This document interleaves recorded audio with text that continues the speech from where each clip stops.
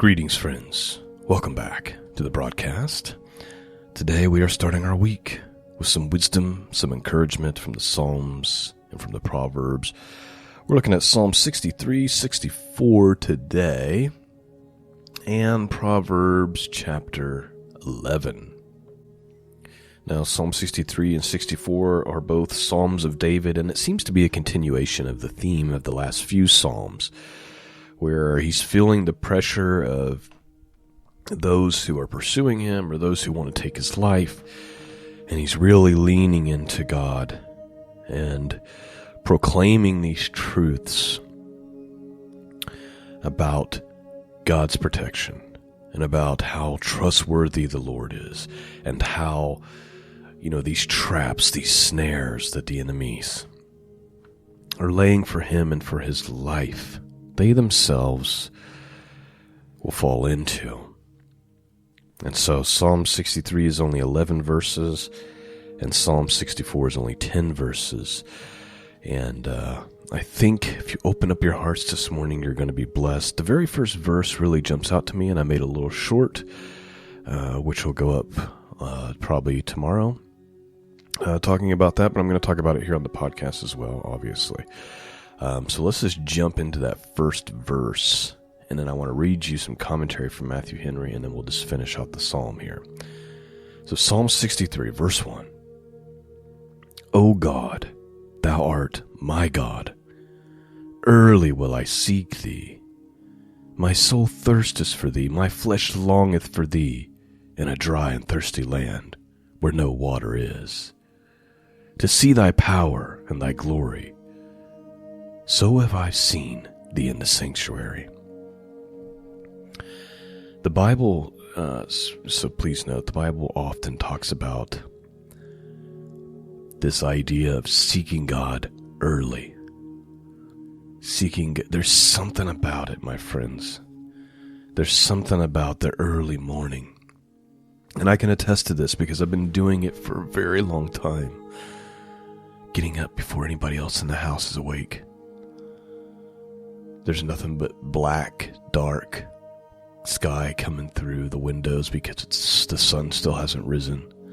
There's something about doing that with a really small light and God's word in front of you and praying and seeking him that just does wonders for the soul and really sets you up for a different type of day. Matthew Henry says this: Early will I seek ye. The true Christian devotes to God the morning hour. He opens the eye of his understanding with those of his body and awakes each morning to righteousness. He arises with a thirst after those comforts which the world cannot give, and has immediate resource by prayer to the foundation of the water of life. The true believer is convinced that nothing in this sinful world can satisfy the wants and desires of his immortal soul. He expects his happiness from God as his portion.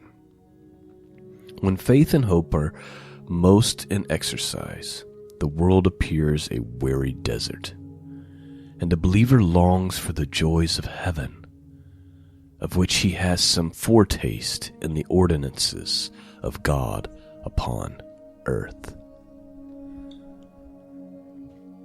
That's a great commentary. And something that he just said that's kind of resonating with me is this, when you see the world for what it is, it's like a dry desert, right? It never satisfies, it never quenches the thirst. And we might be tempted to wonder, why does God have it that way? And maybe it is so that we would long for heaven. All right, that's a nice little introduction. Let's continue Psalm 63 here, verse 3. Because thy loving kindness is better than life, my lips shall praise thee. Thus will I bless thee while I live, and I will lift up my hands in thy name. My soul shall be satisfied as with marrow and fatness, and my mouth shall praise thee with joyful lips. When I remember thee upon my bed, and meditate on thee in the night watches.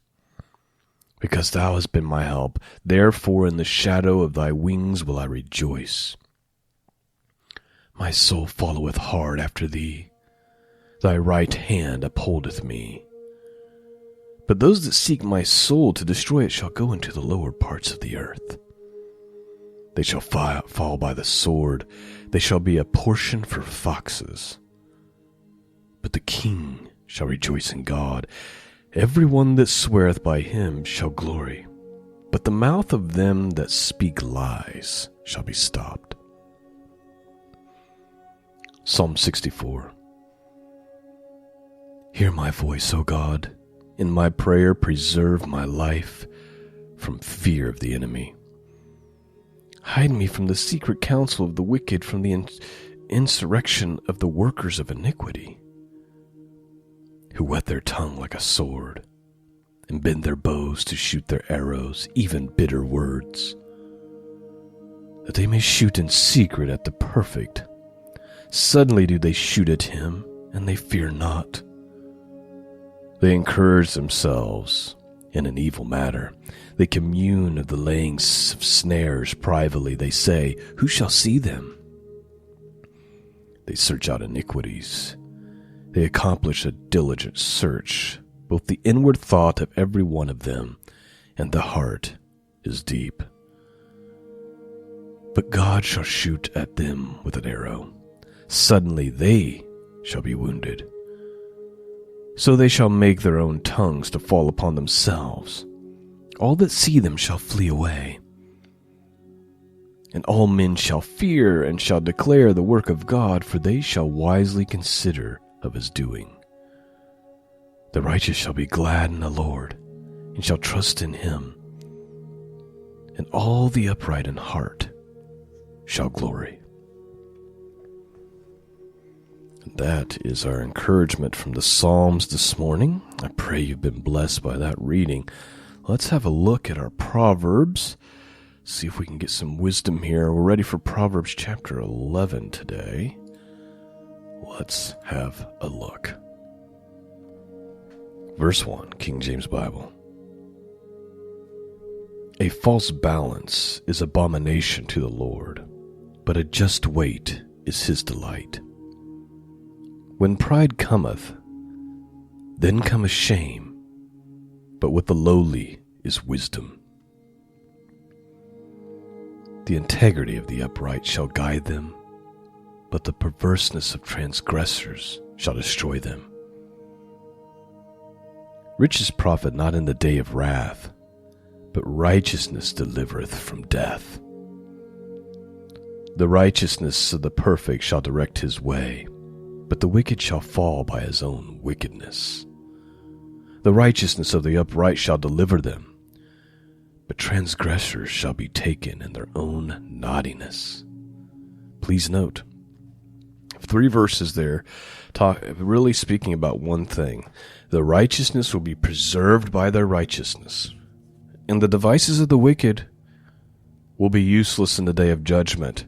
So riches, verse 4, profit not in the day of wrath, but righteousness delivereth from death. There's a day coming, maybe even very soon, when the Lord's going to return. He's going to gather the wheat into his barn, and the chaff is going to be tossed in the fire.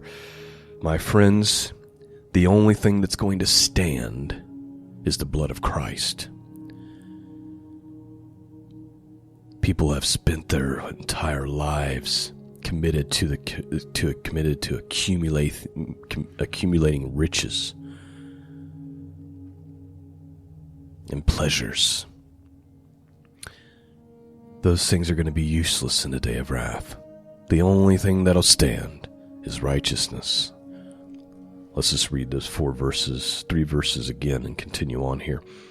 Riches profit not in the day of wrath, but righteousness delivereth from death. The righteousness of the perfect shall direct his way, but the wicked shall fall by his own wickedness. The righteousness of the upright shall deliver them, but transgressors shall be taken in their own naughtiness. When a wicked man dieth, his expectation shall perish, and the hope of unjust men perishes. The righteous is delivered out of trouble, and the wicked cometh in his stead. A hypocrite with his mouth destroyeth his neighbor, but through knowledge shall the just be delivered. When it goeth well with the righteous, the city rejoices, and when the wicked perish, there is shouting. By the blessing of the upright, the city is exalted, but it is overthrown by the mouth of a wicked. He that is void of wisdom despises his neighbor, but a man of understanding holdeth his peace.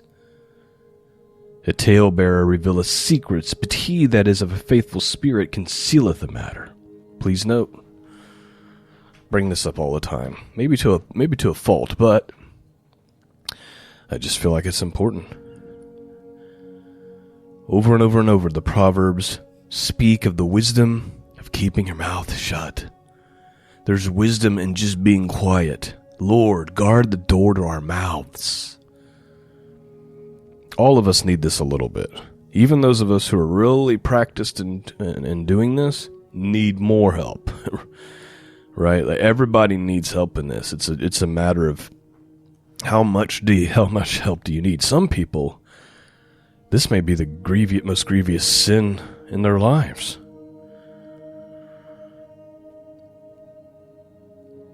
A hypocrite with his mouth destroyeth his neighbor, but through knowledge shall the just be delivered.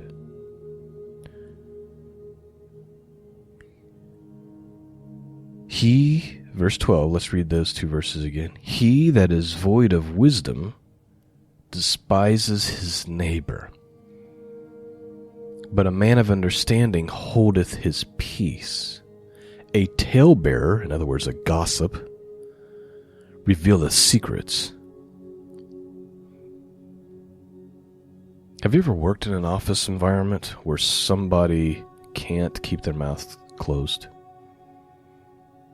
They have to whisper and tell and share. Like it's like they live for the gossip.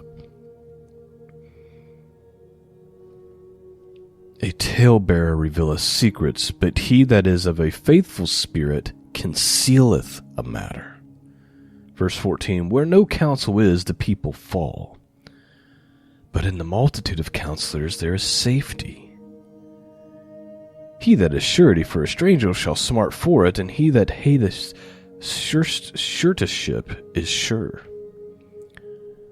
A gracious woman retaineth honor, and a strong man retaineth riches.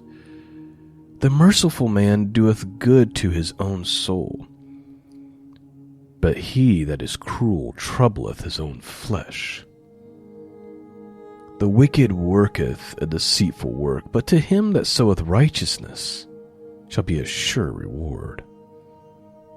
As righteousness tendeth to life, so he that pursueth evil pursueth it to his own death. They that are of a froward heart, that means perverse heart, are an abomination to the Lord.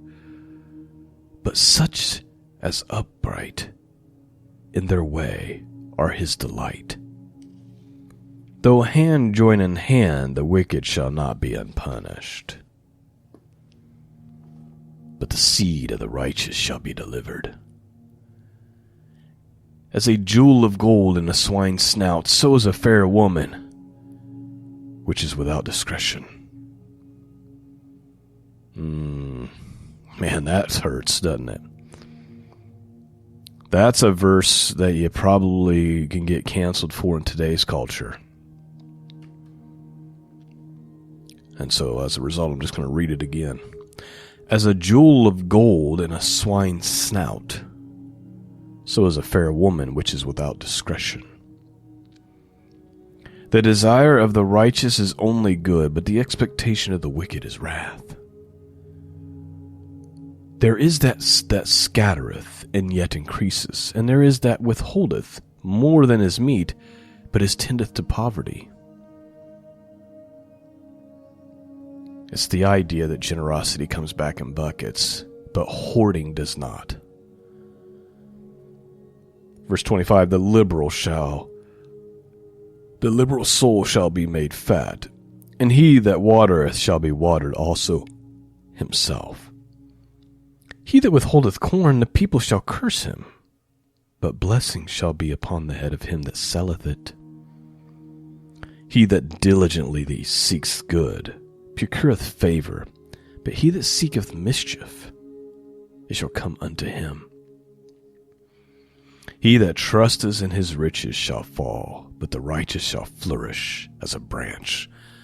Again, the Proverbs here seem to be ending with the same thought it began with, which is that riches will not save you, and they will be of no value in the day of wrath. Righteousness is how you flourish. 3 more verses. He that troubleth his own house shall inherit the wind, and the fool shall be a servant to the wise of heart. The fruit of the righteous tree is of life, and he that winneth souls is wise. Behold, the righteous shall be recompensed in the earth, much more than the wicked and the sinner. My friends, that is our wisdom and encouragement to start our week. I pray you've been blessed. Thank you for listening. Please pray for me and pray for the podcast. Please consider supporting the mission of truth by going to scriptureandprophecy.com.